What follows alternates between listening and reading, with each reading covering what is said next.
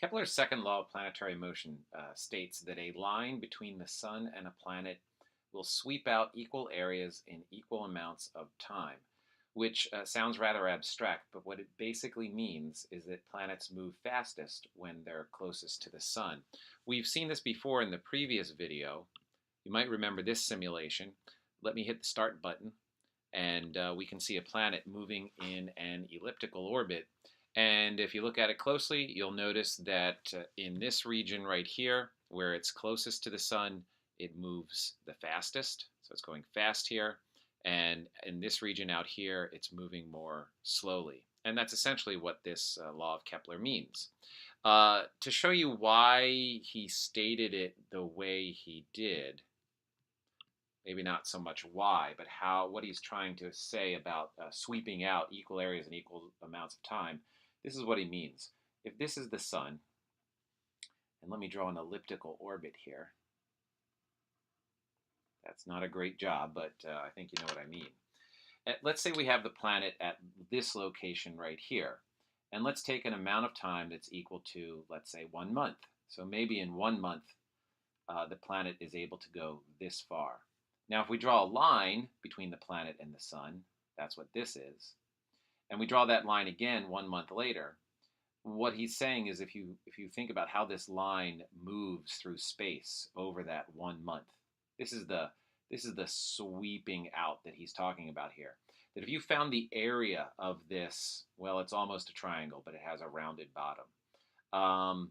But if you were to calculate the precise area of that shape, and then we were to look at a similar situation when it's far from the Sun, so also 1 month, but you'll find that the planet is going more slowly, not covering as much distance along the orbit.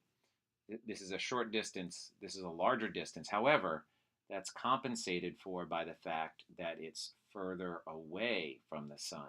So if you think about the area that's swept out by this line, the area of this shape over 1 month would be exactly the same as the area of this shape over 1 month. This has a large base but a short height.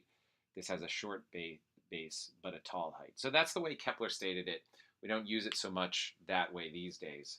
But Kepler's second law is actually a specific example of the law of conservation of angular momentum.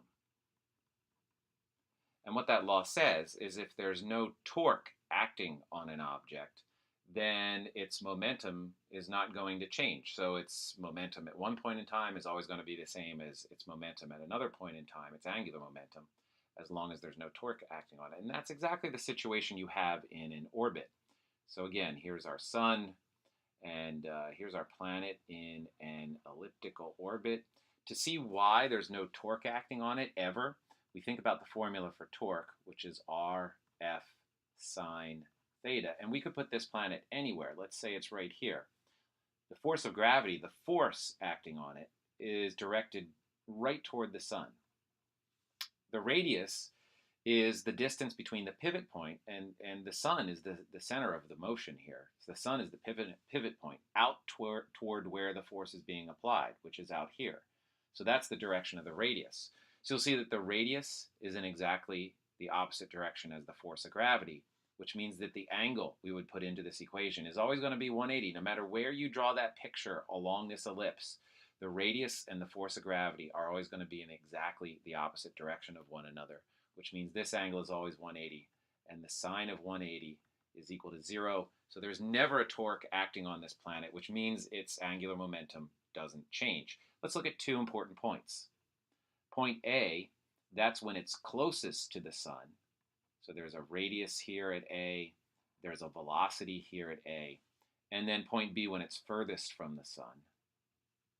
So there's a radius here at B, and there's a velocity here at B. Let's see how their angular momentums relate to one another. Now, the formula for the angular momentum of something like a planet, which can be treated as a particle in this situation, is equal to m times r times v times the sine of the angle between the radius and the velocity.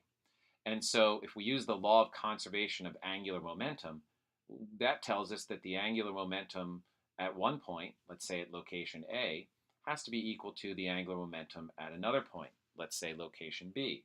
Let's put in the values for that. So at location A, we have the planet's mass, the radius between the planet and the sun, the velocity of the planet, and then we take the sine of the angle between the radius and the velocity. And at this very specific location, that's 90 degrees. It's a little harder to do this when you're not at the closest point or the furthest point because the angle is no longer 90 degrees. So we're not going to look at any situations like that. That would be for a more advanced class. We're going to do sine of 90, which of course is 1. Over here at location B, we have the planet's mass, radius B, velocity B, and also the sine of 90 degrees, which is just equal to 1. So the mass, by the way, also cancels out, so it doesn't matter what the mass of the planet is. So for example, we can take a look at what the velocity will be at A in terms of the other variables. The velocity at A is just equal to the velocity at B, there it is on that side of the equation, times the ratio of radius at B, bring this over to the other side, over the radius at A. Well, what's true about the radius B and the radius A? B is larger than A. So in this case, this is going to be a number that's larger than 1.